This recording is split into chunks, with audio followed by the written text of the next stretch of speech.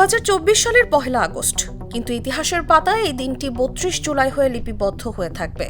কোটা সংস্কারের দাবিতে চলমান আন্দোলন 16 জুলাই সংঘর্ষে রূপ নেয় এবং প্রাণহানির ঘটনা ঘটে।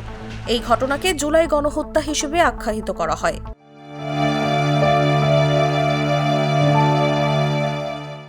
এরপর 21 জুলাই সুপ্রিম কোর্টের আপিল বিভাগ হাইকোর্টের রায় বাতিল করে কোটা সংস্কারের পক্ষে রায় দিলেও ক্ষোভ প্রশমিত হয়নি।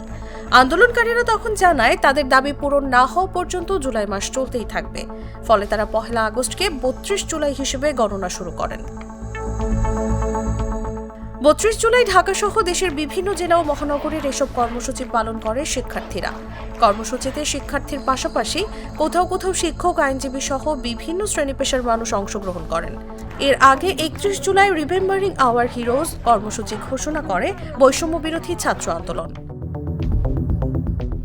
কর্মসূচিতে বলা হয়, নির্যাতনের ভয়ঙ্কর দিন রাতের স্মৃতিচারণ, নিহত ও আহতদের নিয়ে পরিবার ও সহপাঠীদের স্মৃতিচারণ এবং আন্দোলন ঘিরে নির্যাতনের ঘটনা নিয়ে চিত্রাঙ্কন বা গ্রাফিতি, দেয়াল লিখন, ফেস্টুন তৈরি ইত্যাদির মাধ্যমে কর্মসূচি পালন করা হবে। সব শ্রেণীপেশার মানুষকে অনলাইন ও অফলাইনে কর্মসূচি পালনের আহ্বান জানানো হয়।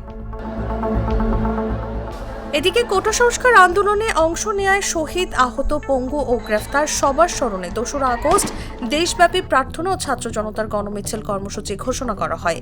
এই দিন ঢাকা মহানগর পুলিশের গোয়েন্দা বিভাগের হেফাজতে থাকা বৈষম্য বিরোধী ছাত্র আন্দোলনের 6 সমন্বয়ককে মুক্তি দেওয়া হয়। এছাড়াও স্বরাষ্ট্র মন্ত্রণালয় থেকে নির্বাহী আদেশে সন্ত্রাস বিরোধী আইনের 18 এর 1 ধারা অনুযায়ী প্রজ্ঞাপন জারির মাধ্যমে জামায়াত ইসলামী ও ইসলামী ছাত্র শিবিরকে নিষিদ্ধ করে সরকার। বৈষম্য বিরোধী ছাত্র আন্দোলনের 9 দফা দাবির সঙ্গে একাত্মতা প্রকাশ করে ঢাকা বিশ্ববিদ্যালয়ে বিক্ষোভ মিছিল অনুষ্ঠিত হয়। বাংলাদেশে কোটা সংস্কার আন্দোলনে শিক্ষার্থীদের প্রাণহানি, হামলা, নির্যাতন ও গ্রেফতারের প্রতিবাদে নিউ ইয়র্কে জাতিসংঘ সদর দপ্তরের সামনে বিক্ষোভ করেন বাংলাদেশি বংশোদ্ভূত আমেরিকানরা। তারা শিক্ষার্থী হত্যার বিচার দাবি করেন। একই সঙ্গে প্রবাসীদেরকে রেমিটেন্স না পাঠানোর আহ্বান জানান।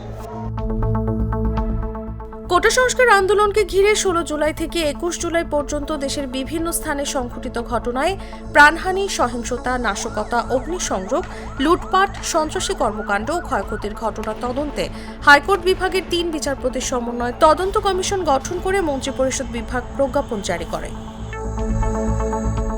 তাসলিমা তিথি, জাগো নিউজ।